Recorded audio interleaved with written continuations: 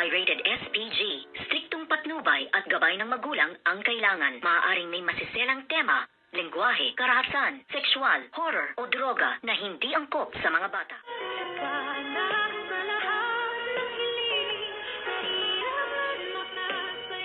Good morning and welcome sa aking munting channel habang itong si Miss Lynette Santos ay nasa piitan at naka-hostage nga nitong si Madam Lotus ay hindi nila alam ang kanilang gagawin kung paano nga sila makakalabas dahil nga ganoon kahigpit ang mga kasama at kagrupo ni Madam Lotus para bantayan sila kaya't wala nga silang magawa. At dito naman ay sinamantala nitong si Irene ang pagkakataon para malinsi or maisahan itong ang si Dr. Carlos Benitez at gumawa talaga ng paraan itong si Irene. Kaya't sabi nga niya ay siya ay na-hold up at hindi alam kung saan sa tutungo or pupunta. Kung kaya't pinagbigyan ni Dr. Carlos ang kanyang kahilingan na doon muna siya mag-i-stay ng isang gabi.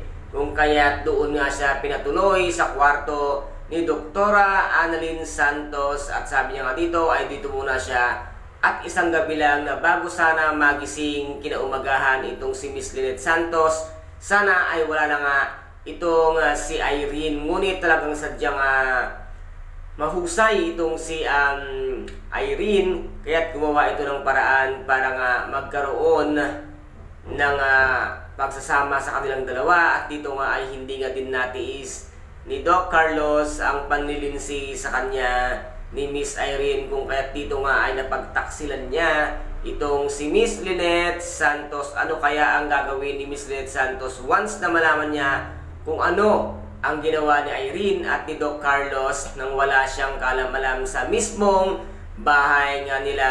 Kaya't ito po ang ating pakaabangan mamaya dito nga sa Abot Kamay na pangarap na kung saan ay napaka-intense at kapanapanabik ang bawat eksena. At kung nagustuhan po ninyo ang aking videos for today, paki-subscribe na lamang po ng aking channel, paki-like and share para maging update kayo sa lahat ng gagawin kong videos. Maraming salamat po. Ingat, God bless and bye-bye!